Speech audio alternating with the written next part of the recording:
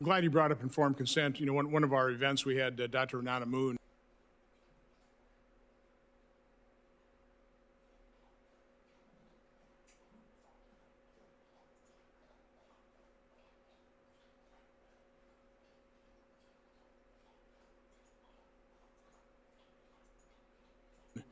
Show the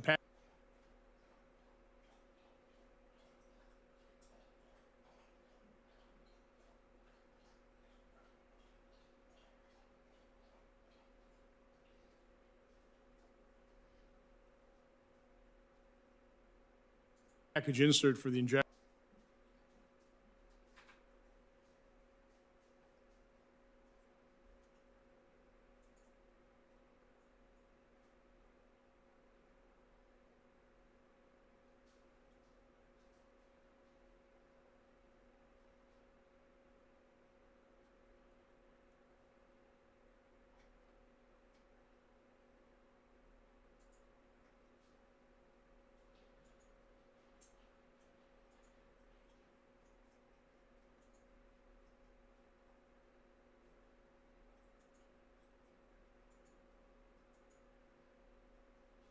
Injection. Great big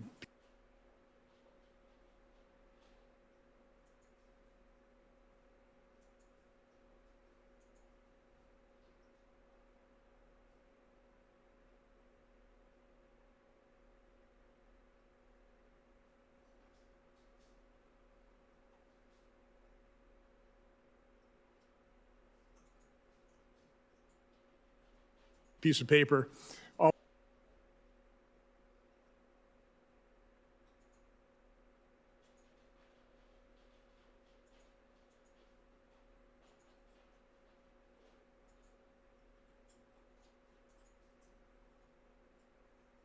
All is written on intentionally.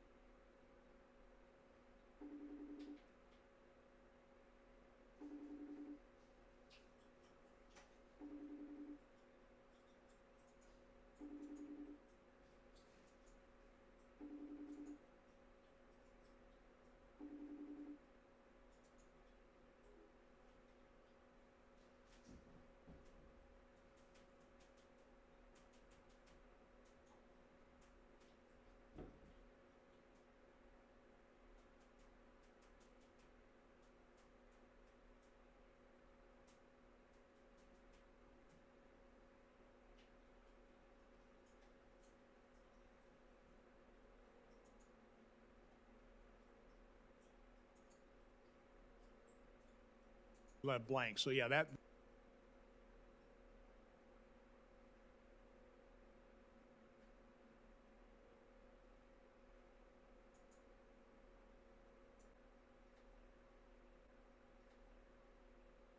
Sent.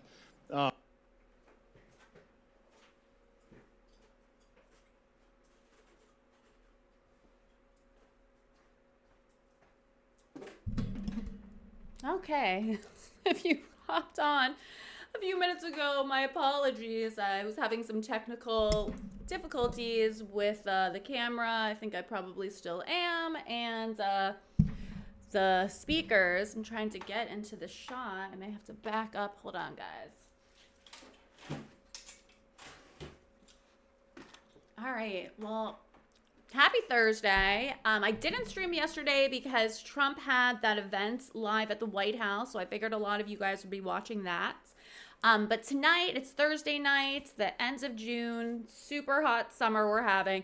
I'm Mrs. Dave the lawyer, and we're going to finish up the stream that we've been watching the last few nights. This is a really hot topic, in my opinion. I'm surprised that YouTube has let me stream this. Discussing the possibility that the COVID vaccine may cause cancer. So if you haven't watched the last two streams that we've done, I'll just fill you in.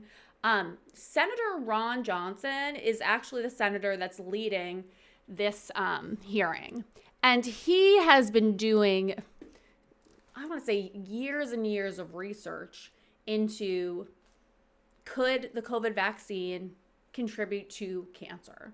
And when Biden was in office, they really gave it to him hard. Like, he was really shamed and criticized for even like thinking about discussing this. But he has so much evidence, and you'll see as we finish off this stream what I'm talking about. I mean, he's really done his homework, and he actually knows more information about the mRNA and the vaccine than some of like the expert witnesses that the other side had invited in. So let's get this started so we can finish this up.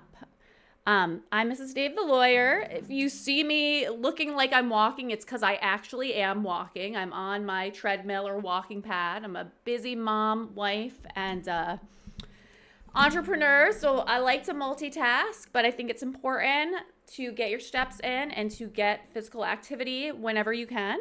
So let's get this started. You talked about boosting your immune system. I think that's Dr. Soon Shung's technique with Anktiva and, trying to boost T cell production and stuff. Again, these are theories. He's got approval for a certain type of bladder cancer, can't get approval for some other, which kind of is crazy to me. So he's got, I don't know how many people on the waiting list. They've got to go to LA to get treated. So, I mean, I, like many of my colleagues, believe the immune system is our last hope if we're going to cure cancer. And by the way, we discovered a drug. We did basic science that was funded almost 20 years ago. The drug was approved for treating brain cancer, and it boosts our innate immune system. The same type of natural killer cells that Dr. Soon Shung is trying to use to help patients. So, and most chemotherapy knocks out T cells, right? I mean, really harms your immune system, correct? they do, but there's also data, when people have combined chemo with immunotherapy, and I've asked this question, 10 years ago, it doesn't make sense. And then the answer comes back, but the data shows it works better. So, we have to be open-minded about what's observed, and the data speaks for itself. Yes, of course, the immune system is so important. It's known people who are immunosuppressed are at risk for cancer. People have had organ transplants. You stop there, or you take away their immunosuppressive agents, and their immune system comes back and can eliminate the cancer. Okay. Dr. Molstreet. So what I would like to add is that from early 2020, I think there was a major shift in public health policies. In the past, we had a system where the public health was based on weighing costs and benefits, including short and long-term harms, and disease burden was assessed on estimates of life years lost or impaired. And what also was taken into account was that low socioeconomic status was linked to lower life expectancy, especially in low and middle income countries, but also in high income countries. And therefore, at that point, it was clear that should not implement border closures, lockdowns, no restrictions on health people, and then something changed apparently, and I think that has to do with the rapid growth of certain industries that brought unprecedented wealth to a few individuals who have greater assets than some medium-sized countries, and the direction of part of this wealth to health through philanthropy, particularly public-private partnerships. I think that is what changed the public health policies that we are facing now. And you have to realize that there are significant conflicts of interest stemming from massive crossover between private wealth investments, philanthropic initiatives, and global health policy directives. So if you want to change, I think, for the future, something, then it's important to address this influence of public-private partnerships on international organizations such as the World Health Organization, governments, but also very important on the media, who they sponsor grants to journalism and media outlets, and of course on science with regard to their funding of universities' research. that's a major point.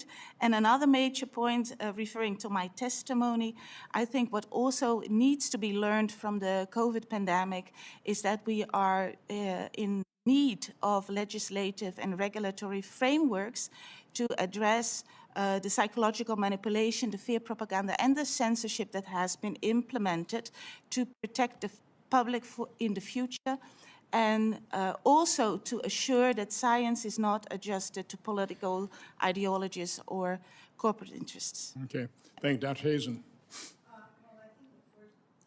I think the first thing for me is to stop these retractions because they stop the science, period.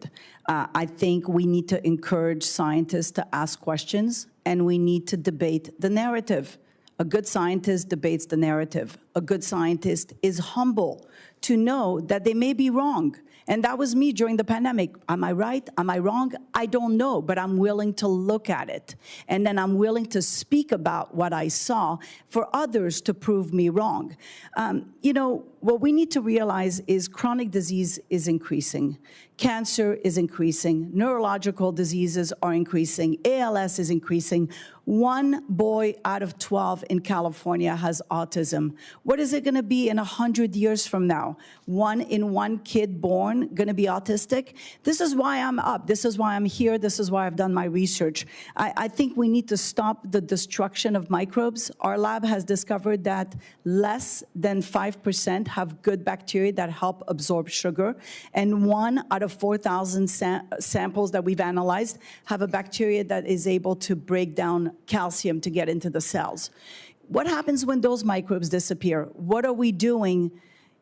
We're creating an increase in disease, and we're not stopping to see what we are doing to damage the disease. And when somebody comes out and says, look, we're doing this and it's, you know, counter a narrative, they're being stopped, when we should be encouraging, you know, the research and the science to see if that person is right and analyzing in depth, what are we doing?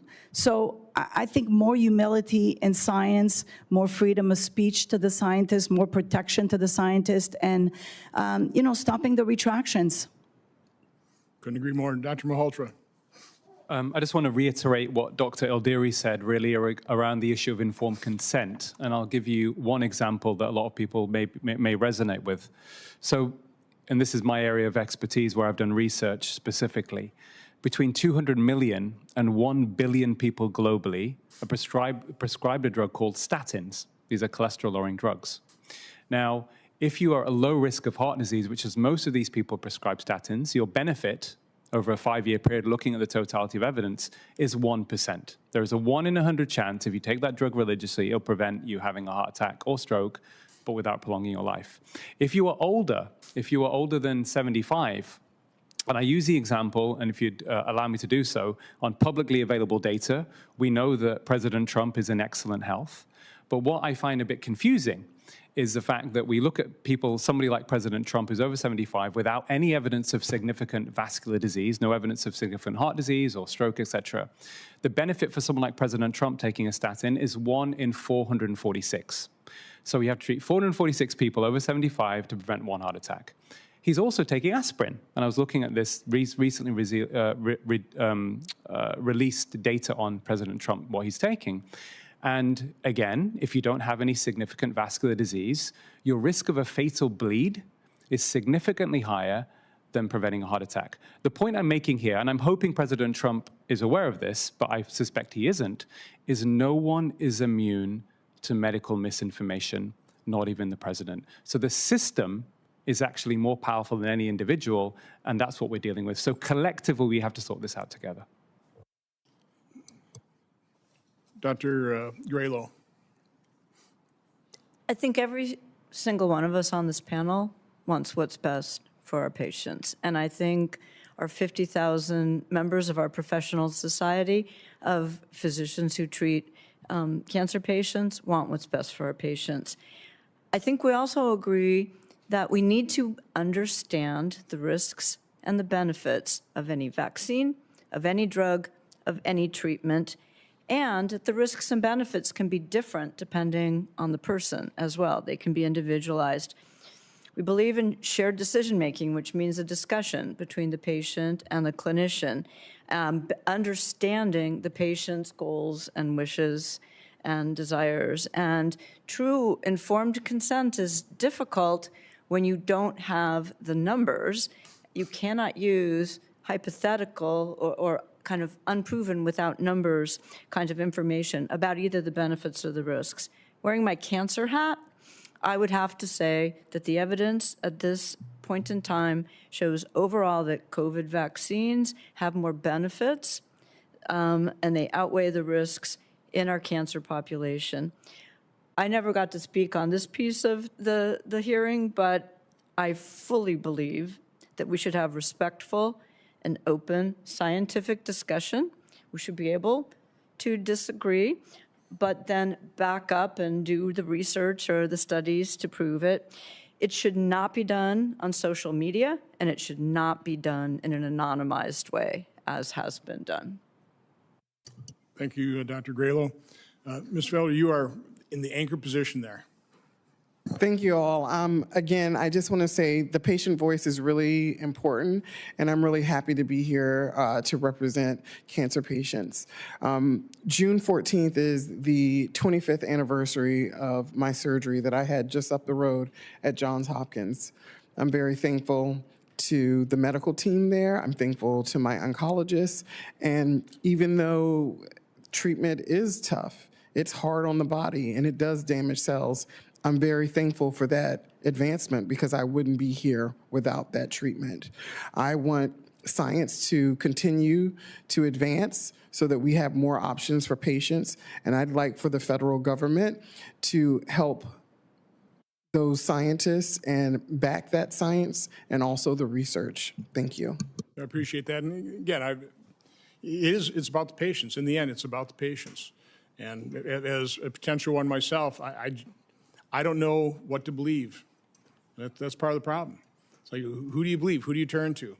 And so, as I've said repeatedly, I think the number one job of RFK Jr. is to restore integrity to science. And that's really the main purpose of this hearing, is to just show that there's been corruption.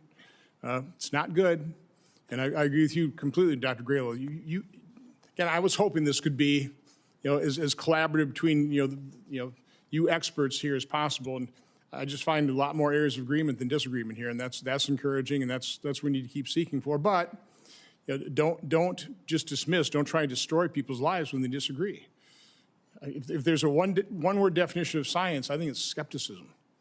It's what's driven science throughout history. You need the skeptic. You need somebody looking like, okay, I know you guys are pretty certain about that, but not looking good to me.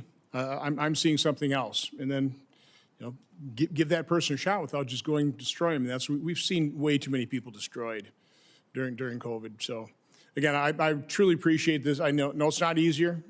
It's not cheap to come here. It's a lot of work to do these, prepare these testimonies and stuff. And I truly appreciate it. I think it's been an excellent hearing. The record for this hearing will remain open for 15 days until Thursday, June 18th, 2026 at 5 p.m. For the submission of statements and questions for the record, this hearing is adjourned. All right, guys. So stay with me because there are a few more COVID-related Senate hearings, and I'm just going to take a minute, and I'm going to switch the stream. Give me 2 minutes. Stay with me. We'll hear a really good one next.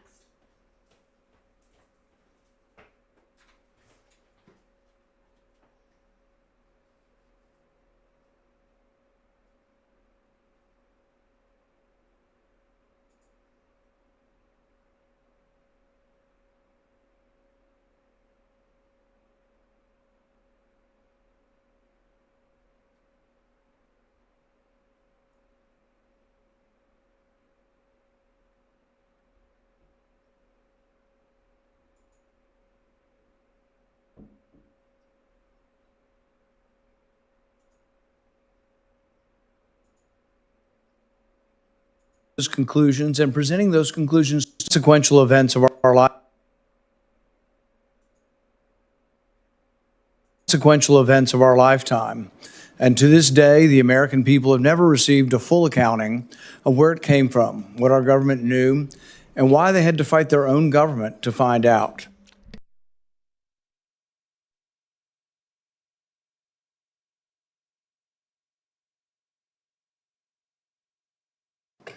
Today, the committee will hear from an intelligence community whistleblower about these questions. The witness will testify that the CIA scientific analysts repeatedly concluded that a laboratory leak was the most likely origin of COVID-19, and that those conclusions were buried, softened, or withheld from Congress while the public was told to trust a different story. For years, Americans were told to trust the experts, trust the agencies, trust the intelligence community, and trust the officials who assured us that they were following the science. But the evidence before the committee tells a very different story. Today, we will expose a system in which a small circle of officials, scientists, grantees, and intelligence advisors move from agencies to agency, meeting to meeting, briefing to briefing, reviewing one another's work, and shaping one another's conclusions and presenting those conclusions to Congress and the public as if they were independent conclusions. Only it was not independent, it was a circle. One part of that circle is a body most Americans have never heard of, the Biological Sciences Expert Group, known as BSEG, or the B Group. BSEG operates under the Office of the Director of National Intelligence. Its stated purpose is to give the intelligence community access to outside scientific experts on biological threats. Sounds reasonable, but not if those experts are not independent. For example, Dr. Ralph Baric collaborated with Dr. Zhengli Shi in Wuhan to create gain-of-function coronaviruses. But Dr. Baric was also part of BSEG and an active consultant to intelligence agencies on the origins of COVID-19 pandemic. Likewise, Peter Daszak received hundreds of millions of dollars from the U.S. government and worked with Dr. Shi also on these gain-of-function experiments. Daszak was even sent to China with the WHO to investigate the origins of COVID. So the very scientists that were commissioned to investigate COVID were, in some cases, the very scientists who were complicit in the origins of the gain-of-function experiments that may well have created COVID. In essence, the intelligence community pays researchers to review work and write papers. NIH funds their grants. The CIA then consults them and gives them access to classified information. The national academies publish their work. Policymakers then cite the result as a consensus. But it's a circle at the center of the government. So what this reminds me of, do you guys remember that movie, I don't know, probably over a decade ago, probably a little bit more, The Departed, with Leonardo DiCaprio, Mark Wahlberg, and Matt Damon and Jack Nicholson. So Matt Damon's role in that movie, he was either a CIA or an FBI agent, and Jack Nicholson's role, he's like a mobster. And they figured out that there was like a rat in the government agency. And that rat happened to be Matt Damon's character, who was working with Jack Nicholson and part of that mafia. But anyways, there's a scene where he's on the phone with Jack Nicholson and basically explaining that his job was to find the rat in the agency. But he was the rat, so he was investigating himself. And basically what Senator Paul is saying is that is exactly what happened with these agencies when they were tasked to investigate COVID and the origins. They were basically investigating themselves. So let's continue. Inside of this circle was Dr. Anthony Fauci. For years, Dr. Fauci was not merely a public health official speaking from the NIH. He had a long-standing relationship with the national security and intelligence apparatus on biological threats, dangerous pathogens, classified life sciences researches, pandemic preparedness, and COVID origins. Again and again, documents show him being brought into national security discussions far beyond ordinary public health messaging. During COVID, intelligence officials arranged for Dr. Fauci to review highly classified intelligence assessments that could not even be sent outside the White House complex. But how can Anthony Fauci objectively comment on a discussion of COVID origins when he approved the very funding that may have caused the pandemic virus? From the outset of the pandemic, Dr. Fauci shaped the conclusions. Dozens of times, he referred to the idea that the pandemic originating in the lab was a conspiracy, that it was a conspiracy theory. Dr. Fauci convened the now infamous February 1st, 2020 call. Some scientists on that call privately raised serious concerns about a laboratory origin. Yet, ironically, those same scientists later co-authored the proximal origin paper, which publicly dismissed the lab leak hypothesis. One author received a $9 million grant from Dr. Fauci's own agency after he changed his opinion from lab leak on the private phone call to natural origin in public. At the same time, Dr. Fauci coordinated with the national academies on coronavirus origins and public-facing messaging. These were not independent experts reaching a consensus. They were part of the same machine, designed to reach the same conclusion. The question is not whether the government may consult experts. The question is whether those experts were independent, whether conflicts were disclosed, whether dissenting views were preserved, whether the lab leak possibility was fairly evaluated, and whether Congress and the American people received the truth or a curated result. When Congress asked these questions, government officials lied to our face. They classified the documents. They suppressed the information. They changed the definitions. They invoked sources and methods. They told Congress only what they wanted Congress to know. In 2023, John Ratcliffe, the former director of national intelligence, testified before Congress with a stark warning. He said a lab leak was the only explanation credibly supported by intelligence, science, and common sense. He warned that partisan politics and analyst disagreement with Trump administration policy, Trump derangement syndrome, had created illegitimate roadblocks to the truth. I agree. He said the COVID-19 Origin Act, which Congress passed unanimously, should finally make intelligence on COVID's origins public. I couldn't agree more.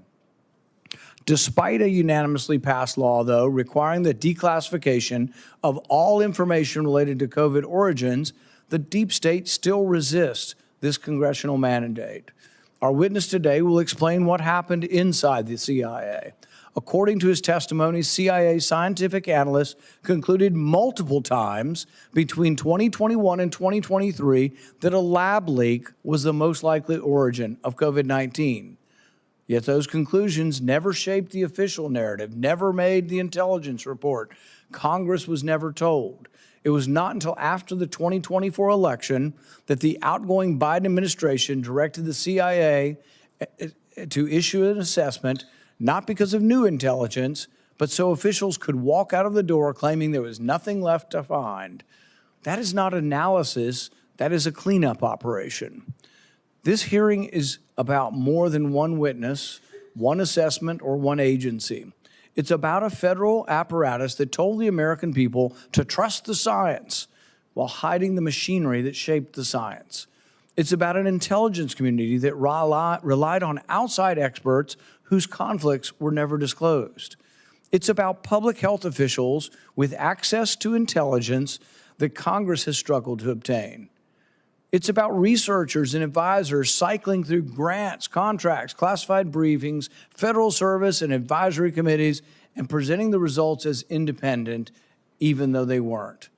The cover-up is not just about protecting one research grant, it's about protecting an entire network of labs, grants, intermediaries, and bureaucratic architecture quietly engineered to outlast any moratorium, any congressional inquiry, and any election. After millions died, children lost years of learning, small businesses were destroyed, civil liberties were restricted, and dissenting Americans were censored and smeared. The government owes its people the evidence. Our witness is testifying publicly today at great personal risk. He and other brave whistleblowers have come forward because the truth was being buried, because government secrecy cannot become government impunity. I want to acknowledge the Trump administration officials who made good on their commitment to transparency and cooperated with this investigation.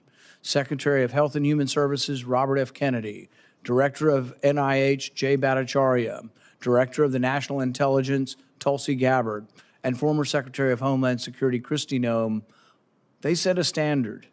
I expect the rest of the administration to meet it. We owe the American people a complete record. We owe every family harmed by this pandemic a government that does not hide behind secrecy, conflicts, and curated science when the stakes are life and death, in public, starting today. I want to note for the record that Mr. Erdman is appearing today pursuant to a subpoena issued by this committee on May 5th, 2026. This is a public hearing. The witness is a current CIA employee and has previously provided testimony to the committee in a classified setting. If a question calls for classified information, or if the witness believes any answer may implicate classified information, the witness should advise the committee before answering, and the committee will address the matter through the appropriate procedures. The transcript of the witness's prior classified deposition has not been finalized and has not completed classification review. Members and the witness should not quote from, characterize, or seek confirmation of deposition testimony that may contain classified information in this public setting. It is a practice of this committee to swear in the witness. Will you please stand and raise your right hand? Do you swear that the testimony you will give before this committee will be the truth, the whole truth, and nothing but the truth? So help you God. Thank you. You may be seated.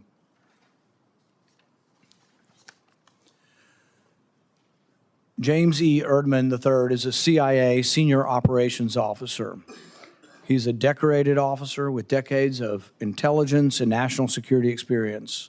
Before joining the CIA in 2013, he served with the 2nd Battalion, 75th Ranger Regiment, and as a Foreign Services Officer at the Department of State. He recently completed a joint duty assignment with the Office of the Director of National Intelligence Director Initiatives Group. Mr. Erdman holds a Bachelor of Science in Biology with a minor in Chemistry from Western Oregon University and has received the Director of National Intelligence Award and the CIA Intelligence Medal of Merit. Mr. Erdman, you are recognized for your opening statement. Good morning, Chairman Paul and other members of the Oversight Committee. Thank you for the complimentary introduction, and I appreciate the committee's dedication to transparency and accountability. I am a career CIA operations officer, and as you mentioned, I was on joint duty assignment at the Office of Director National Intelligence Directors Initiatives Group, or the DIG, between March 2025 and April 2026. I was responsible for leading the DIG's investigation into COVID origins, anomalous health incidents, and unidentified anomalous phenomena.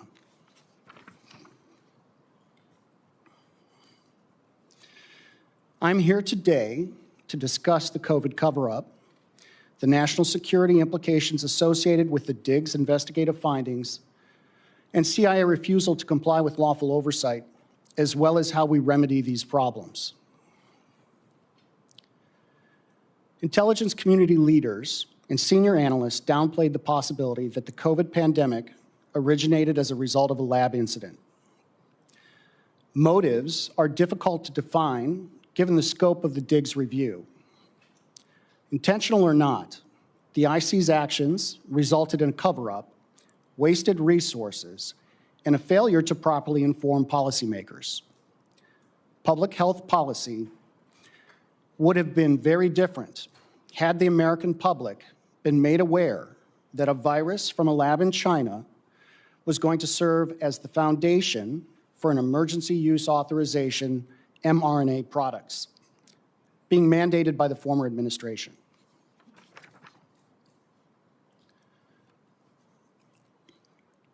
Dr. Fauci's role in the cover-up was intentional. Dr. Fauci influenced the analytical process and findings by leveraging his position to ensure the IC consulted with a conflicted list of curated subject matter experts, public health officials, and scientists. This included some of the authors of the paper, The Proximal Origin of SARS-CoV-2, and other public health experts who have been in his orbit for the last 20-plus years. Some of the scientists were part of the Biological Sciences Experts Group, or the BSEG, an office of Director National Intelligence Advisory Body, whose members often receive considerable funding from NIAID and public health agencies.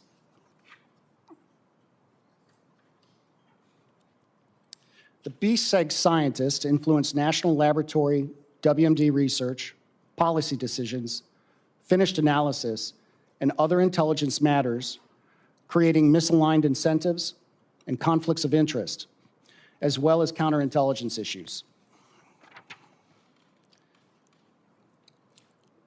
Since 2006, the BSEG consulted part-time on biodefense issues for the IC, while conducting government-funded research and holding academia positions, as well as maintaining roles in public health institutions and serving as members in the National Academy of Science. They receive funding from NIAID and other agencies for vaccine research, USAID's PREDICT project, the Cooperative Threat Reduction Program, and even worked with Chinese scientists on coronavirus and other pathogen studies pursuing vaccines.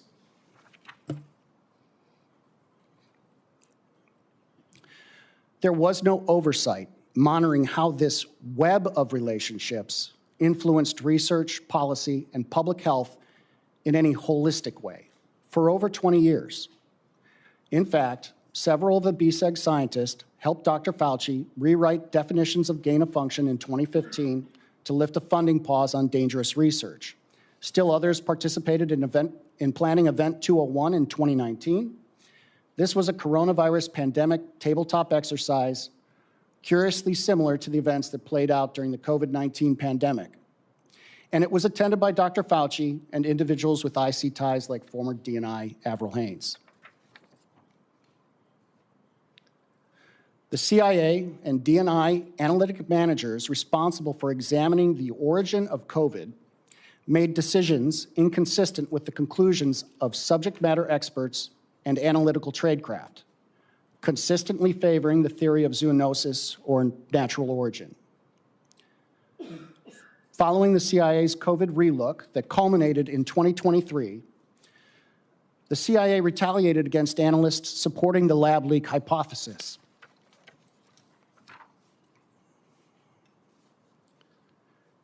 CIA analysts were not bribed. The analysts that supported the 2023 lab leak conclusion took every administrative measure available to them to address their deep concerns regarding the analytic integrity of their finished intelligence. CIA managers retaliated against them for their refusal to agree with management's middle-of-the-night anonymous rewrite of the analysis, which changed the assessment to a non-call judgment.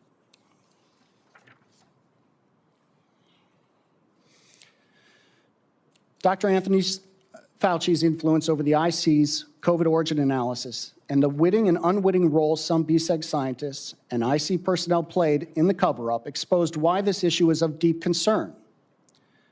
Failure to address the United States government's inability to differentiate between public health and biodefense, and the oversight-resistant ecosystem of life science actors has been fertile ground for increasingly dangerous continental United States gain-of-function research, as well as similar research conducted in U.S. government-supported labs abroad. Post-9/11 changes in public health and biodefense roles and responsibilities have blurred the lines between scientists, the military, the intelligence community. It has resulted in a deliberately opaque and excessively redundant biodefense research policy and financial infrastructure, seemingly intended to escalate bureaucratic bloat. This is a national security crisis caused by the inability to provide real oversight.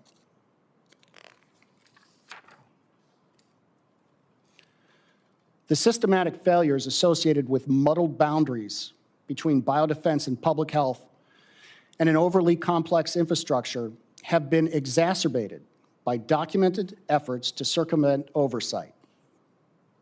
CIA did not comply with lawful oversight during the Diggs investigation. The behavior significantly impacted Director Gabbard's implementation of several EOs issued during this administration and tasked to the dig. The CIA refused to provide information necessary to understand why analytical standards at the CIA were violated. The CIA illegally monitored the computer and phone usage of dig personnel, their investigations, and contact with whistleblowers. These were Americans being spied upon illegally while executing duties directed by the President and under the authority of the Director of National Intelligence. One CIA contractor assisting with the Diggs investigation into the events that transpired between 2022 and 2023 was fired by the CIA one day after meeting with the dig. When the dig ceased operations, the CIA also took back 40 boxes of JFK files and MK Ultra files being processed for declassification by D&I Gabbard. The legislative and executive branches will continue to be misinformed if this type of behavior is not addressed.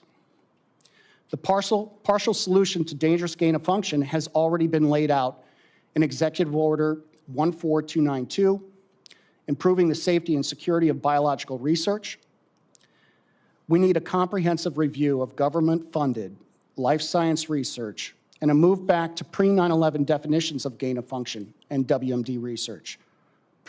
So am I hearing this correctly? Maybe I'm misinterpreting this. But what I'm hearing him say and what Senator Paul said, I'm coming to the conclusion that the U.S. under Fauci, we were funding these gain of function experiments with these, COVID bioweapons in the Wuhan lab. So we actually caused it. We caused COVID. Americans caused COVID because we were doing research in the Wuhan lab. And then we covered it up and we blamed China. And I think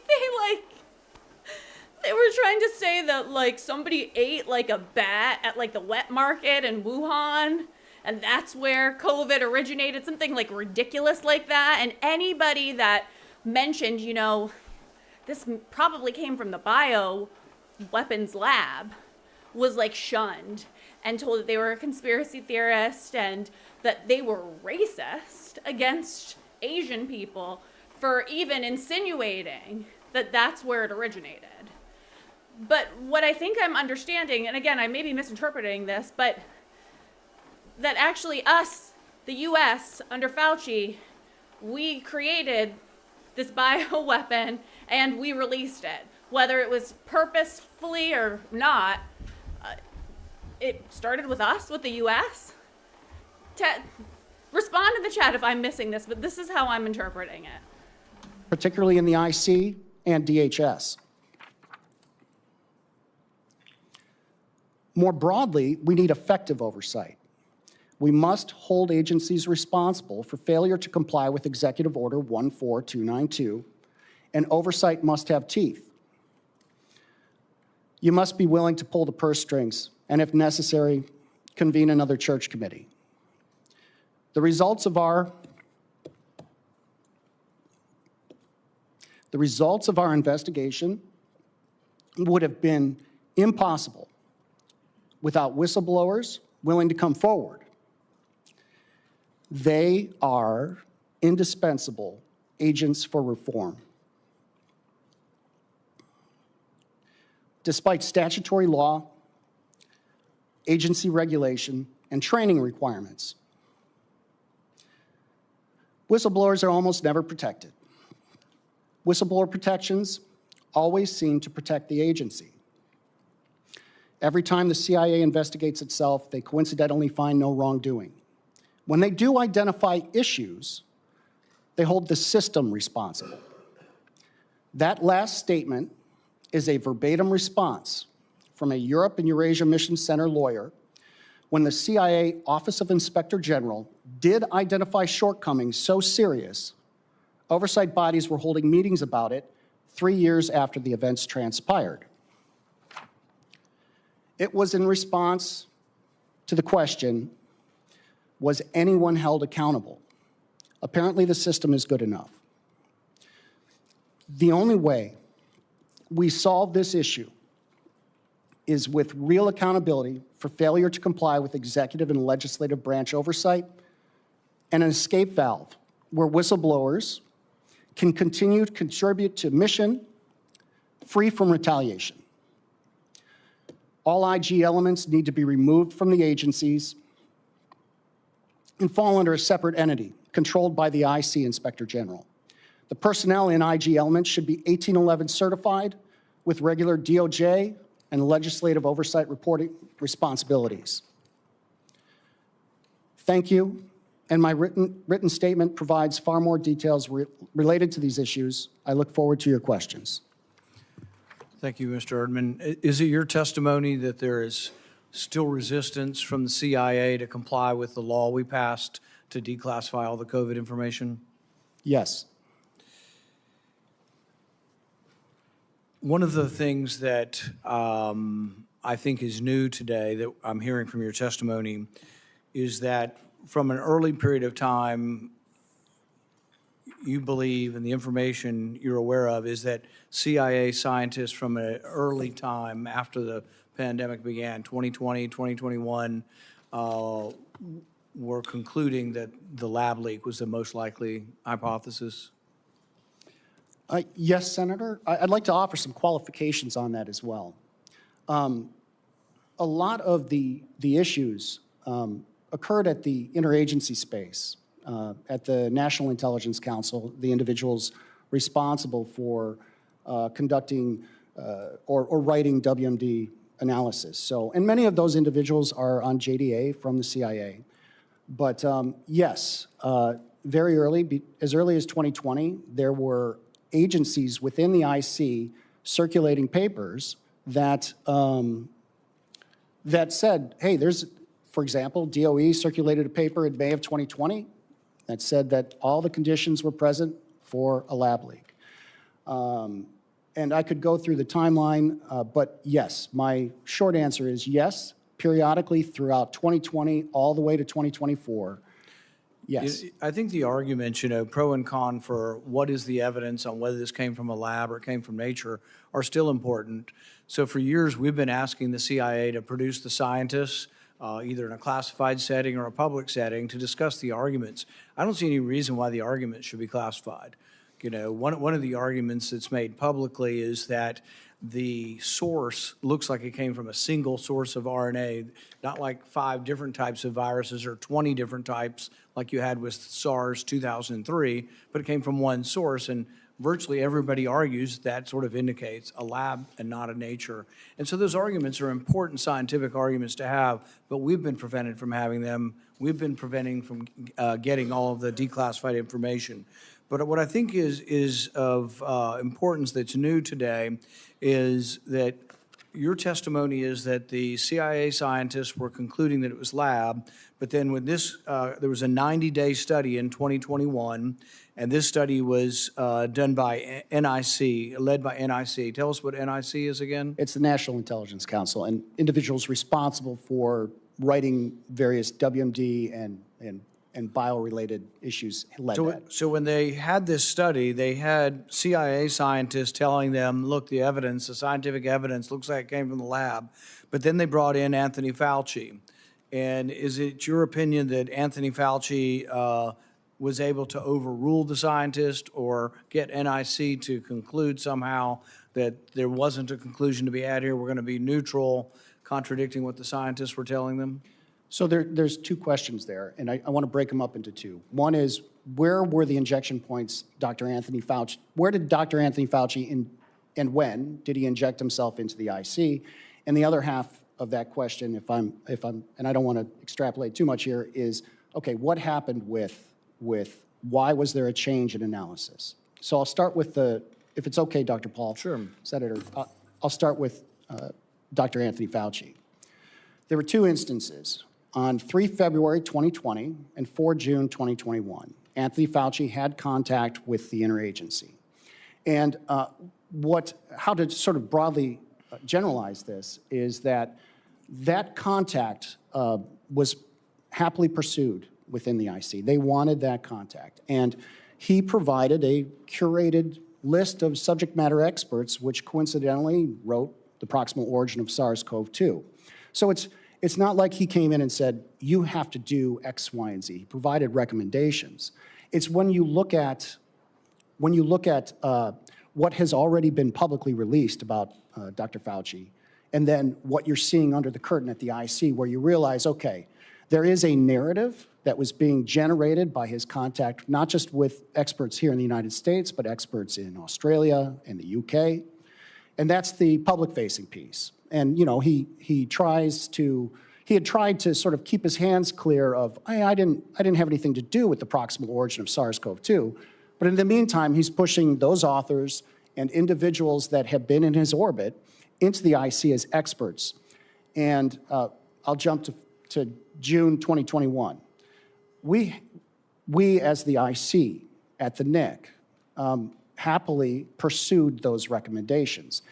And in one email, which I'll describe to you, the person in charge of leading the 90-day study, he introduced himself to the community that on what they were supposed to be doing, and then the community said, listen, we've got these people we should be talking to, and another very senior NIC officer sent a direct email to him saying, hey, considering that Dr. Fauci is a public health expert, are you sure we should be relying on this? Shouldn't we have a separate set? And in this instance, the individual responded, no, in this case, Dr. Anthony Fauci is a subject matter expert.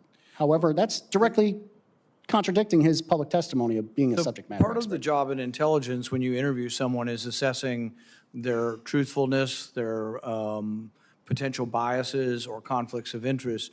Did anyone ever bring up that Anthony Fauci approved the research that went on in Wuhan and that it might not be in his interest for the conclusion to be that it came from a lab that he had funded, that there might be a conflict? Did anybody ever bring up that he might not be an objective witness? That was one example of an email. No one laid it out quite that clearly. You're piecing it together. We were piecing it together from multiple emails, from multiple agencies, multiple documents. It was more subtle than that. Nobody said, this is happening. And unfortunately, I think they probably should have. It was all out there. But your conclusion is that changing from the scientific consensus of it being from a lab to a neutral position by the CIA was significantly influenced by Anthony Fauci? It was significantly influenced by Anthony Fauci's injecting himself into the IC. And to go to the second part of your question about what happened, particularly during the 90-day study, we have documentation that shows that as of August 12th, the CIA was considering calling this a lab leak, August 12th of 2021. And then that changed on August 17th of 2021. Right. And unfortunately, because the CIA would not provide us documentation that we asked for, we have no idea why that changed. And that's And they weren't alone, because we know the FBI was coming to the same conclusion that it was lab leak, as well as the FBI. Senator Ernst. Thank you, Mr. Chair. Really appreciate you being here today. I know that this has been a topic for many of us for many years, and we continue to get pushback from the federal government as we're trying to uncover the truth to this matter. For years, folks who discussed a possible COVID lab origin were dismissed as conspiracy theorists. They were censored. Some were even fired from their jobs. If there was or is a conspiracy, then U.S. government officials and U.S.-funded scientists keeping secret should be publicly questioned under oath about what they knew and when they knew it. But U.S.-funded scientists somehow are still protected from being questioned publicly, even though they received millions of taxpayer dollars from NIH, DHS, DOE, and DOD. And look, folks, I've long warned about a potential government cover-up of the truth, which our brave witness, again, thank you, Mr. Erdman, has confirmed to us today. I've called for answers from Dr. Ralph Barrick, an expert virologist who showed the intelligence community in January 2020, before the American people knew about the pandemic, that, quote, "We may be on the verge of a global pandemic," end quote. Yet nothing was done to share this information with the American people. I exposed that the Wuhan lab received $1.4 million in federal funds, fought to cut off every single cent flowing to that lab, and I won on this for the taxpayers. And I haven't backed down from fighting for more information on the true COVID origins. And yet Congress is still here, 6 years later, begging agencies to share answers and for committees to make relevant documents public. We are tired of Washington cover-ups. And if they aren't our screw-ups here in the U.S., why would the U.S. government cover up for the CCP and other countries? So, Mr. Erdman, Americans would have been angry to learn in early 2020 that their government may have played a role in COVID-19's creation. Would you say such thinking influenced the intelligence community to suppress a lab leak origin theory? I would say that there's evidence in the emails that it was part of the calculus. I wouldn't say, so it's very difficult. It's more subtle. Okay. There's sort of a zeitgeist that runs underneath the analysis. And I'll provide a conversation I had with one of our whistleblowers. And I asked, and this individual is an incredibly talented scientist. And I asked that individual, why don't you actually go forward, go public? There's a lot of reasons not to do that. There's a whole bunch. His comment was, nobody wanted the lab leak conclusion, and I'm concerned that there's too many people willing to make excuses for China in this organization for the wrong reasons. That was pervasive. And so the individuals we talked to, they never said, one for one, it's because they disliked the sitting president or they were trying to cover up, like managers were trying to cover up for China. But it was a pervasive undercurrent is how they described it. And I think to answer your question, there's certainly reluctance to provide information that would be geopolitically destabilizing or provide ammunition for actions that maybe they thought would be unwise. Did I answer your question, Senator? Yes, you did. And it's troubling to hear that there's an undercurrent of making excuses for China as well. Deeply troubling.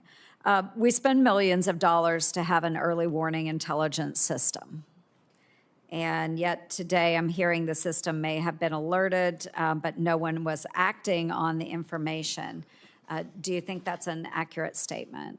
I can't speak to the health agencies. I can say that the IC was certainly aware early on that it looked like there might be an issue. And so the intelligence that had come in, I don't think they sat on it. I don't think they sat on the intelligence. Now, that speaks to maybe a broader issue with the interaction between IC elements and non-IC elements. Maybe there's some improvements that could be made there, but I didn't see the IC sitting on information extraordinarily long. Okay, it could have been agencies then extraneous to the IC. Right, and the bureaucracy is real. I mean, it's just every day sometimes feels like a fight just to get simple things done, and that's just part of working in a large organization. So I'm not making excuses. I'm just saying from the intelligence perspective, I think they identified fairly quickly that this might be an issue.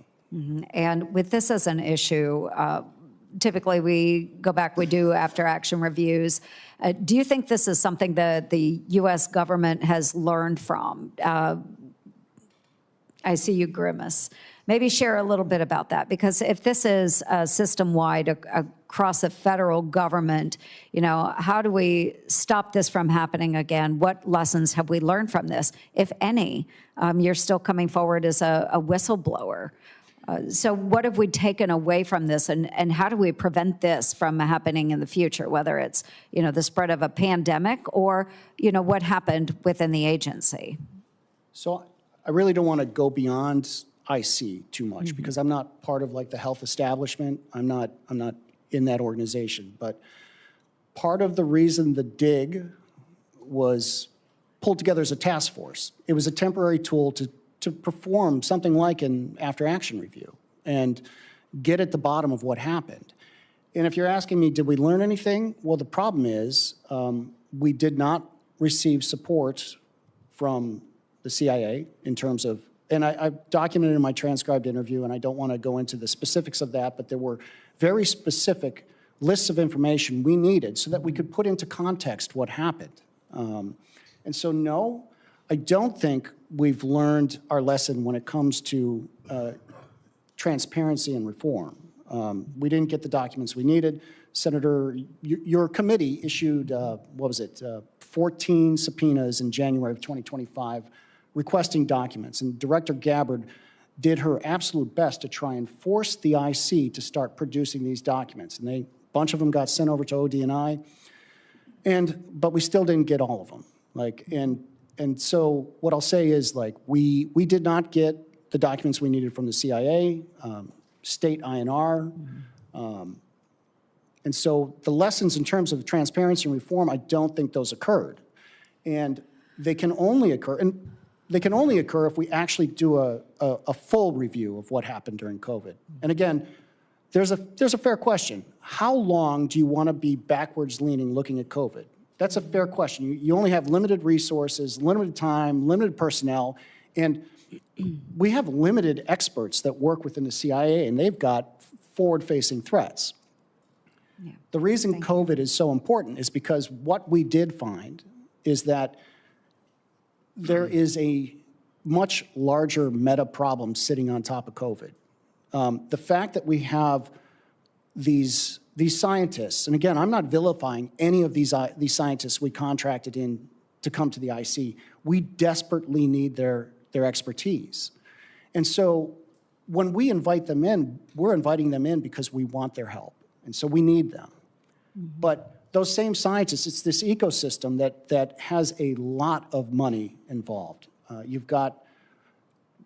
They're involved with the National Academy of Science, for example, some of them. And, National Academy of Science also helps with our WMD policy for the U.S. government. Unfortunately, the National Academy of Science also has a great number of Chinese researchers that co-publish. And so if we're not careful, we're going to have Chinese researchers helping us draft U.S. WMD policy. That's not a good thing. You've got the Counter Threat Reduction Program that involves some of these IC scientists. And once you start cross-pollinating like that, being able to tease out and really provide proper oversight becomes so difficult. And you're talking about also multiple funding streams from multiple different places. It's a very complex problem. COVID, we need the AAR so that and it already pointed to the bigger problem, so maybe that's enough, but we need that. Thank you, Mr. Erdman. Thank you, Mr. Chair. Senator Ernst, one thing I would interject as far as lessons from my perspective is the scientists overseeing gain-of-function research can't be the scientists receiving the money. Right. So we voted last year on the Risky Research Review Act. It'd be a presidential commission, but the scientists that oversee gain-of-function would not be receiving NIH grants. Part of it is that Fauci had a fiefdom, this enormous fiefdom, and he was controlling the funds, but then there was a danger of that he doles it out to people who agree with him, and I think that was happening. Yeah, Senator Moreno. Point well taken. Thank you, Mr. Chairman. Mr. Erdman, first of all, thank you for your service to our nation in the past, current, and future. Quick question for you, because I've obviously never been in the CIA. Is it easy to be a whistleblower? Is it easy to kind of think about, hey, I'm going to go outside the normal chain of command, or does it come with personal risk, career risk, et cetera? I do not believe whistleblower protections are sufficient to protect whistleblowers. So it's not easy. So it's not easy for you to It be is not here, easy. especially you're serving now today. What is your reaction when you look at the dais and you see that there's not a single solitary Democrat member here to listen to your testimony? How does that make you feel? My goal in being here is threefold. I want to talk about COVID. No, I get that, but I'm saying, but you I wish took- they were there. I wish they were there. You're taking personal risk. You're serving the country. You're not partisan. This is not about politics, but somehow it's become about politics because the Democrats don't even want to hear the conversation about what obviously was a grave error that this country made during. Okay, guys, so did you just catch this? So in this hearing right now that we're watching about COVID cover-ups, literally zero Democrats came to this hearing to listen what they had to say. They all made a conscious effort not to come and hear this. That really says a lot about that party. It really says a lot about how they feel about their constituents. This is a non-partisan issue. This is an issue that every American needs to know the truth about. But zero Democratic senators showed up to listen to the expert witnesses in this hearing. That's very, very interesting. COVID. And unlike previous situations, there's never been a situation, certainly not in my lifetime, where you had decisions made that affected generations of Americans, kids that were absolutely deprived of their childhood, businesses that were destroyed, families that were torn apart, memories that you'll never get back, trillions of dollars of economic loss. We should at least have a conversation that isn't partisan. And yet, just for the record, there's not a single solitary Democrat senator that's willing to sit in this chamber and listen to your testimony. I think that's an outrage and an insult to people like you. Shameful. So I'm going to bring a little more levity It's an to what I outrage just to said. everybody, every Back American. in June of 21, you talked about that, which is interesting. June of 21. I remember June of 21 as something that came up during a comedy show. I'm not somebody who listens to Stephen Colbert, but he had Jon Stewart on. And he said, and I'm paraphrasing Jon Stewart, I will not deliver it with the same kind of comedic punch, but it said, "Oh my God, there's been an outbreak of chocolatey goodness near Hershey, Pennsylvania. What do you think happened?" Like, oh, I don't know, maybe the steam shovel mated with a cocoa bean. Or it's maybe the expletive deleted chocolate factory, maybe that's it. And simple joke, talking about, or maybe the simplest solution is maybe the virus leak happened from the virus lab in the city of Wuhan. Or maybe this chain of events of animals mating to each other all over the world resulted in this virus. What ended up happening is that Jon Stewart was immediately tortured. The Washington Post called his joke a dangerous weapon of propaganda. They called him conspiratorial, and he got massive personal backlash. That was in June of 21. So does it turn out that the chocolatey goodness came from the chocolate factory in Hershey, Pennsylvania? Yeah, just as Director Ratcliffe said in 2020, it sure looks like the chocolatey factory is actually where the chocolate came from. Yeah, and in fact, it's funny that we're all sitting here today because in that same torture of Jon Stewart, Stephen Colbert said that maybe Jon Stewart was somehow a spy of Senator Johnson, because Senator Johnson was the one senator that was saying this from the very beginning. Has continued to hold that accountability, and I applaud Senator Johnson for his absolutely relentless pursuit of the truth in all this. But let me just spend the last few minutes here talking to you about something that you mentioned, which is near and dear to my heart. And I think all these hearings are important. What you said is super critical, and again, I applaud you for taking and having the courage to come here and your detailed and methodical review of all this. But where's the accountability? This is what I hear from my constituents all over Ohio. Is like, great, you got a hearing, you said this and that happened, but they want to see the perp walks. Where are the people who made these decisions, and how do we hold them accountable? Anthony Fauci is sitting, probably sipping margaritas somewhere with his multi-million-dollar financial success as a result of duping the American people into putting an experimental virus in their vaccine into their bodies, or risk losing their jobs. He's not accountable to anybody. He's having a great life. He was featured on Vogue magazine. He sat there for a cover shot for a day, trying to get beauty shots of him, which I imagine the photographer found difficult. Where do you think that we are on a path to accountability? So I don't work at DOJ, and so I can't speak to prosecutions or perp walks or any of that stuff. But what I'll say is, and I want to go back to the first thing you mentioned here about the American public. I think, and this is my opinion, I'm not expressing myself as a CIA officer or on loan to DNI, whatever it is. I think we really want both Democrats and Republicans to show up and communicate and cooperate on issues, because part of the most important, and you all know this, I'm sorry, legislative branch, they have some power of oversight. You guys are not, you can't make DOJ prosecute anybody.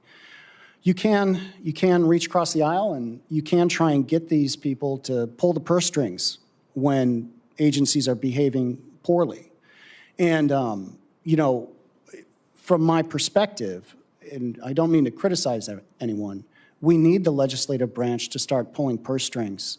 It's got to be with teeth if you want accountability. And this is perfect. This forum here is perfect. It's about the transparency piece. Can't act unless people know. On the accountability side, I can tell you that Director Gabbard is doing her best to pursue accountability with all of the investigations that were undertaken by the DIG.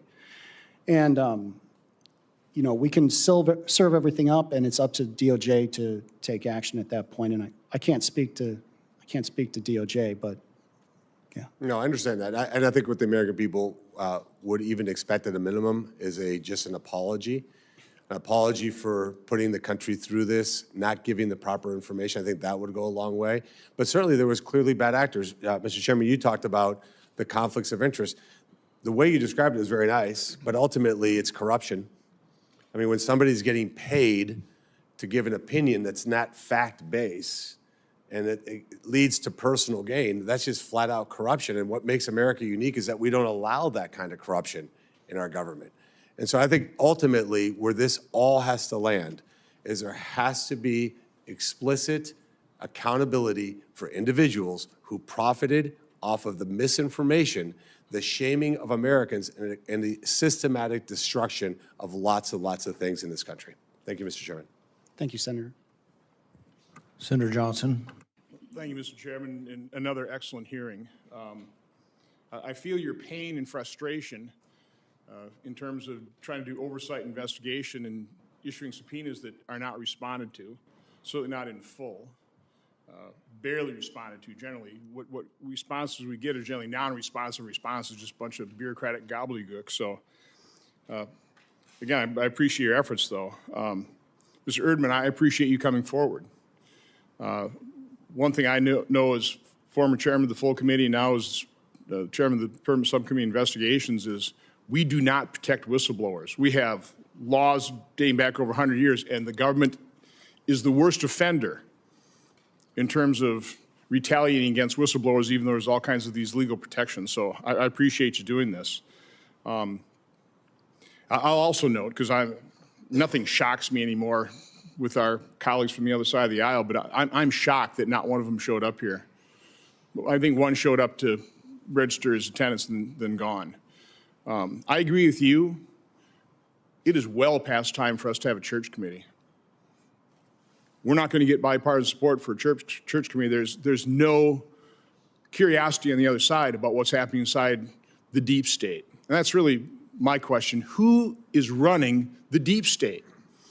I've got example after example in agency after agency, very legitimate oversight requests. I subpoena documents. You don't get squat. Now, I asked for your testimony last night, And I realize, and I really appreciate the fact that the committee staff and Chairman Paul is very, very concerned about retaliation against you. Apparently they didn't clear your testimony here at the CIA. Is that true? No. So you're appearing as a true whistleblower, publicly right off the bat. I'll do, and I'm sure Senator Paul and the staff will do everything we can to prevent retaliation. What is your game plan after this? You're done with the in DNI and the DIG organization. What do you plan going back to CIA? I returned to CIA on, was it April? I'm back at CIA. I just took a couple of weeks vacation after it was a long year and I was tired, so I took some time off. So were you welcome back? I just arrived and I've got a desk and they're talking to me about what comes next. I mean, do you have any concerns about me keeping this? Because originally we said you can't keep this after the hearing, but it sounds like now I can keep it. I mean, do you have a concern? Because again, I don't want to harm you in terms of what you've written here. I haven't had a chance to go through it yet. You can keep it. Okay. Should we distribute this publicly? Please hold on that. For the time being, I will. John Radcliffe was very helpful when he was in that position at DNI. Now he's director of the CIA. What is preventing the CIA from totally cooperating with the DNI? I don't know. What would you say? You've been in the CIA. Who's running this show? Here's what I'll say. We had requests. We have a formal process that we sent those requests over, and I detailed in the transcribed interview the dates and what those requests were for. It appeared to be bureaucratic slow rolling until the government shutdown happened. Well, that is the technique they use. Yes. I mean, they look at every administration or every director of CIA, and if they don't agree with them, this too shall pass, right? They just wait them out. I mean, that's happening right now in both of our investigations. So, again, I'm calling for a church-like commission. We'll call it the Paul Johnson Commission, okay? We need to figure out who runs the deep state. But in my final 3 minutes, because I held what I thought was a blockbuster hearing 2 weeks ago.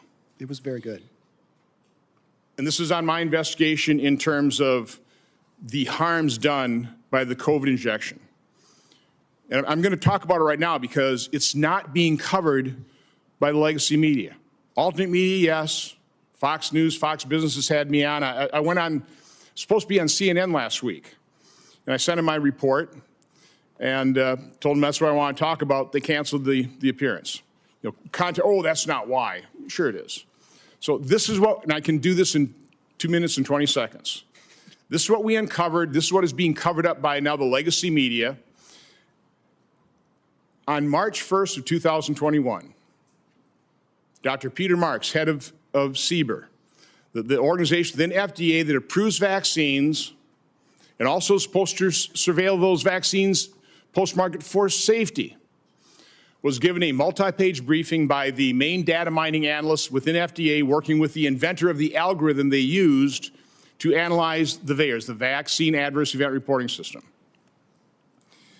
That briefing told Dr. Marks that the current algorithm, because of the nature of the massive number of claims coming into VAERS, by the way, from 1990 until 2020, on average, about 280 deaths are reported in VAERS associated with the vaccine. 2021 is over 21,000. Nothing to see here. But anyway, so they're using an algorithm. They were warned that this algorithm, because the Moderna and Pfizer are so close together, the way they're analyzing is going to mask and hide safety signals. That's March 1st, 2021. 26 days later, a new state-of-the-art algorithm, developed by the inventor of the original algorithm, was presented to senior FDA officials, showing 49 cases of extreme masking, 25 safety signals, including sudden cardiac death, pulmonary infarction, Bell's palsy, different types of strokes. Month after month after month, they continue to do this data mining. They continue to show additional safety signals. Did Peter Marks, did Anthony Fauci, did President Biden go to the American public and say, hang on here, we've got some data, we've got some concerns? No, no. They blame the unvaccinated for continuing the pandemic. This is a pandemic of the unvaccinated. We need to mandate this.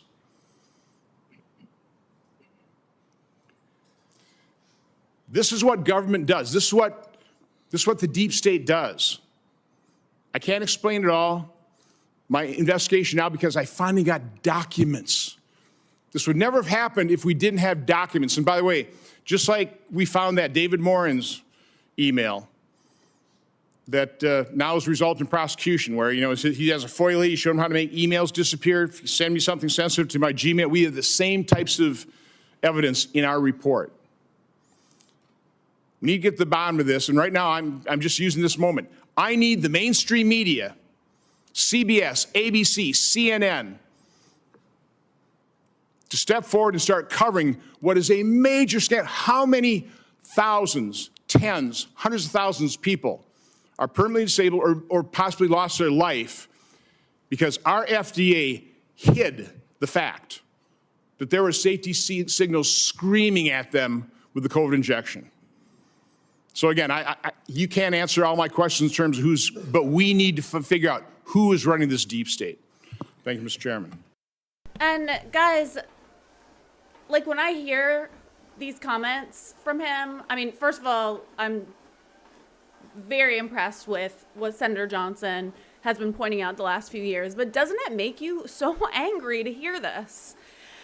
And I completely agree with him. Why? Well, we know why, but that mainstream media will not do anything with this information. They're not bringing it to light. I mean, that's why this channel was started a couple years ago, because there's not a lot of people, if any, that are restreaming these hearings, talking about these hearings, but these are things that every American needs to hear. And if you're depending on getting your news and the facts from Fox, CNN, MSNBC, ABC, whatever, you're never going to hear the truth. And we spoke about this a couple nights ago. And the reason for that is because, again, we are one of the only 2 countries in the world that allows pharmaceutical companies to advertise. And if you're somebody that watches these mainstream media channels, every other freaking commercial is a pharmaceutical drug. So what happens is Big Pharma is paying these networks billions of dollars to advertise. So of course, they're never going to report against Big Pharma. Even though it's not ethical, they don't care. They're literally funded by Big Pharma. So you're never going to, maybe some pieces of truth will come through, but they're never going to go against the hand that feeds them. So you really have to have some discernment, but unfortunately, I don't think a lot of people that watch those channels have that discernment. Either they're hypnotized by watching it, or they've just been indoctrinated by the propaganda for so many years. It's really kind of scary when you take a step back and think about it. Senator Johnson, I completely concur with the call for a church committee, but I'll tell you how difficult it is. Church committee was like 1975, 50 some odd years ago. I've been trying to get the classified version of the church committee for over 2 years. But I'm being blocked by the Intel committee, including someone from our own party is blocking having me. They've shown me a room with 400 boxes, and I can go look in all the boxes to see if I can find it. My staff's not allowed to go in the room, but they will not reveal to me something that's 50 years old that should be declassified for the public, much less for me. Maybe we should go together. It probably only takes us about 4 or 5 years to dig through all the boxes. That's right. Senator Hawley. Thank you very much, Mr. Chairman. Mr. Erdman, thank you for being here. In March of 2023, the Senate unanimously passed legislation requiring the Office of the Director of National Intelligence to declassify all, I believe the exact language is, declassify any and all information related to potential links between the Wuhan Institute of Virology and the origins of COVID-19. I have some familiarity with this legislation because I wrote it. It passed the House unanimously. President Biden signed it into law under, I think, popular duress. As you may remember, well, first of all, are you familiar with this law? Oh, of course, yes. As you may recall, it set a statutory deadline of just a couple of months later, which the Biden administration promptly ignored and blew through. When they finally did release the report, I think we've got a picture of it here that'll appear over my shoulder. It was all of 5 pages, Here it is. Wait for it. 5 pages. Remember, the law says any and all information. 5 pages, heavily redacted, even the 5 pages. I think one of those pages is like a cover note or something. Yeah, here it is. The executive summary, 5 pages. This is, according to the Office of the Director of National Intelligence, this is any and all information related to COVID-19 and the Wuhan Virology Lab. Now, you've been on this task force that has reviewed these documents.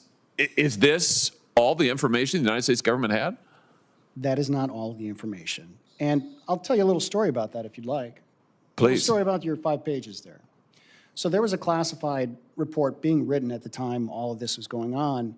And I assumed as I'm reading through the documents that they would just take that classified report, which didn't look like that, and they would just redact it. And because I'm reading through the documents, but that is not what happened. They decided to write a different paper instead of what was already. Who you say they? Who's they? The National Intelligence Council. The National Intelligence Council was at the time that the law passed was doing a thorough review or doing a review. We don't know how thorough. How many pages? You've been on this task force. You've gotten a sense of, if it's not 5 pages, how many pages worth of information would you guess the United States government was in possession of related to Wuhan lab and COVID possible links? I can tell you that Director Gabbard is working through, I believe, 2,000 pages. 2,000? They're trying to get released in the first batch. This is the law states yes, any and all, but there's still the requirement to run it through the different agencies to ensure that there's not some sources and methods. But there's like 2,000 pages. 2,000 pages. 2,000 pages. I want to show you what Avril Haines, Director Haines, said to me when I wrote to her, Senator Braun and I wrote to her following this outrageous, ridiculous report. She wrote back to me and said, well, we declassified only what we could without endangering sources and methods. Only what we could. 5 pages of summary that itself has redactions. The 5 pages have redactions.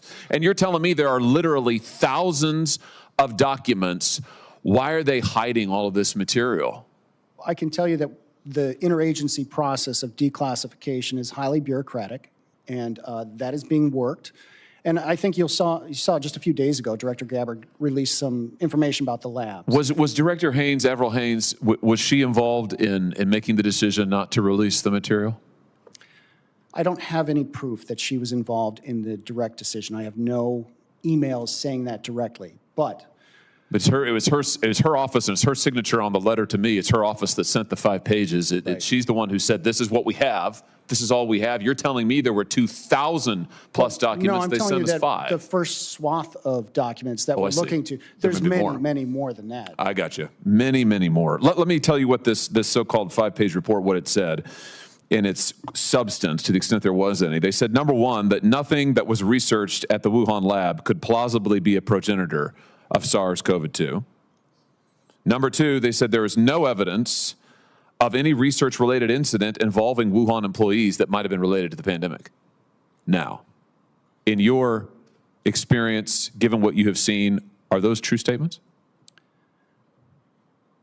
Some of that would have to be covered and classified, but no, they're not true. If we wanted to get into details, I don't believe that's true. So the United States government first deliberately violated a law passed by Congress, signed by the president, that ordered them to release all information related to the Wuhan lab, number one. Number two, they then violated the law again by withholding thousands and thousands of pages that they had at the time and knew were covered by the law. And number three, the conclusions, so-called, they released to the public are false. If that is not a cover-up, I don't know what is. And if our elected officials and unelected officials in this case, in the IC and ODNI, if they can get by with blatantly violating the statutes of this country and lying to the American people, I'm sorry, but we don't have a democracy anymore. I don't know what it is, but it's not a democracy because we, the people, aren't in charge. These people are in charge, and they're lying to us every single day. You said in your opening statement that Dr. Fauci, speaking of someone who's not exactly a truth teller, that Dr. Fauci intervened to put his thumb on the scale of what information the intelligence community, the IC, could review when they did their initial assessments of whether or not the Wuhan lab was linked to COVID? What exactly did he do? So let me clarify that. So he reached in and he provided this list of scientists and subject matter experts that we should talk to. And it's not like he's saying, you will go talk to them. He doesn't have the power to do that technically. It's just that the bureaucracy in place at the time was perfectly happy to pursue those recommendations, even when there was a number of individuals who expressed concern, saying, at least one for sure, that said, are you sure we want to do this? He's a policymaker, and we need to have our intelligence cycle. And he had a point of view, did he not? He certainly did. And what was that point of view? Just refresh our memories. He believes it's natural origin. He still does. Of course. I mean, he said this over and over. Now, he would have reason to, given that he supported gain-of-function research to the Wuhan lab, lied about it to Congress, lied about it repeatedly to the chairman, as I recall. So his hands are dirty in this. And yet here he is intervening behind the scenes. It's bad enough that he's out there misleading the public. Behind the scenes, he's trying to intervene to stop our own intelligence community, who are supposed to work for the public, from actually accurately assessing the evidence. This is unbelievable.